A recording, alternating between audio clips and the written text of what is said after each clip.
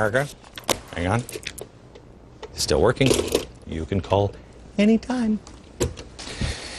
All right, this is the document. This is the document I've asked you to read. It's been on the website at glennbeck.com now for a couple of weeks. I believe this document explains the reason for many of the actions that we are seeing from this administration, because I can't make sense of it. This document is from June 18th, 1969. It's the manifesto from the Weathermen. Now, I have to tell you, if somebody would hand this to me in the street and say, hey, Glenn, you got to read... And I would also think this is ancient history. But if you don't know history, you won't know where we've been, where we are, or where we're headed. This manifesto, when you read it, sounds crazy to the average person. It does. But as you read it, I know I read it in bed one night, and I kept waking my wife up. Honey, honey, honey, listen to this. It sure sounds an awful lot like the things that we're doing. And there are people in and around this administration who not only wrote this, but they still buy into the philosophy contained in these pages. You need to judge by their actions. Can you remember a time, ever, where there are so many Americans, including the president, have labeled America the bad guy? How many apology tours has the president gone on all around the world? There's one thing to talk amongst ourselves and say, hey, we got some problems, because we do. But it's everywhere. It's in the media, it's in the administration. There's even a new movie coming out based on Captain America, the comic hero. But according to the director of the movie version of Captain America, quote, we want to make sure that Captain America serves his country, but he's not some sort of jingoistic American flag waver. He's Captain America.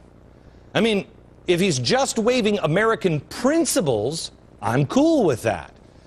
But even Superman isn't doing that anymore. If you watch the last Superman movie, they changed the line, truth, justice, and the American way, to truth and justice. That's it.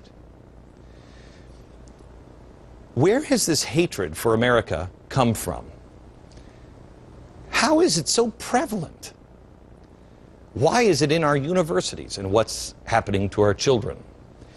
Well, the people who share the ideology found in this manifesto are still in the power circles. It was submitted by a handful of Weatherman radicals, most notably Bill Ayers. Most of America hears Bill Ayers now, and they're like, whatever, Bill Ayers. Please, America, please listen to this. Bernadine Dorn also, and Jeff Jones. I'm going to show you who they were and where they are now, and then what they believed. And in the next few days, does it match up to what's happening? Now, there's an interesting thing when you read this manifesto, which I'm sending out in my free email newsletter again tonight, and I beg you, please read it. You want to know where we're headed, we have to know history. It's available at glennbeck.com. It is free. Sign up for the email newsletter. Now, when you read it, you'll notice that it's not about bombs. The ideology is what is important. And I showed you the stated goal. It is world communism and dictators. And that sounds crazy. I know. But let's list off a couple of recurring themes in this manifesto. They attack capitalism. They call capitalism in this imperialism. And they often speak about the struggles it causes. And they use any struggle as proof of hopelessness. They repeatedly talk about how you have no chance to succeed in this system.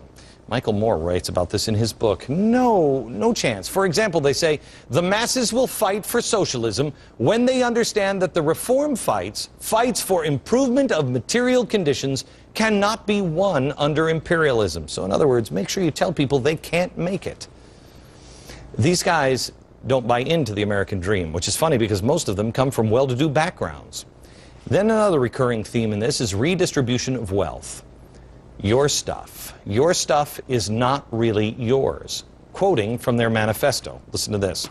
All of the United Airlines Astro jets, all of the Holiday Inns, all of the Hertz automobiles, your television set, your car, your wardrobe, all ready to belong to a large degree to the people of the rest of the world. Then there's class warfare, pit the rich against the poor, and liberation warfare, which is there's the oppressor and the victim. and we've got to save everybody by getting the oppressor.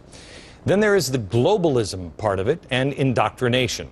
Indoctrination, he says, they write this, we will only reach the high school kids who are in motion by being in the schoolyards on an everyday basis. How do you get into the schoolyards on an everyday? Hey, here's a good idea. Why not teach? Then they also say this, an interesting thing they talk about in this is being clandestine. To win a war with an enemy as highly organized and centralized as the imperialist, the capitalist, will require a clandestine organization of revolutionaries. So in other words, don't let anybody know you're a revolutionary. Now, do any of those goals at all sound familiar? Seems like we might be stuck in the 1970s. You have to hate capitalism, redistribute the wealth. You can't make it on your own. The rich are evil. Workers of the world unite. But there's more disturbing parts of it. Ask yourself, which way are we headed? Now, who are they using to achieve their goals? In this manifesto, they talk about it and they lay it all out. It's really quite fascinating. There's a few people that they say you have to have. One, you got to grab the youth, students. They know they must have the students. I think we got that one locked down in the universities. Then they have to have the labor unions. Workers of the world unite. What was it that Andy Stern said? Oh yeah, that was the exact quote. Workers of the world unite. It's not just a slogan anymore. They have the labor unions. The working class. The working class. Do they have the working class? Well, that's really all that Obama has talked about. No one under $100,000 will be taxed. Eat the rich. Help the working class. Then there was the Vietnamese and others like the Vietnamese. But remember, this was written in 1969. Who could we replace the Vietnamese with? Who are the enemies of the United States? Anybody? Then third world nations. They talk about China. But how about if we replace this with, instead of China, Palestinians or Cuba or Venezuela? Then the oppressed, those that need liberation. Well, you have the African American, that's being stirred up right now. You have Van Jones screaming about Native Americans, give them the wealth, stop the oppressed of the American Indians. And what about illegal immigrants? What about Mother Earth being oppressed by capitalism? I want you to know the people who wrote this are 6 degrees separation from the president. You wouldn't have these people standing right next to you. But what about the people standing right next to the president? What if they stand right next to those people?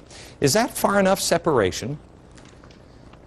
We start tomorrow here to show you how it's being done today.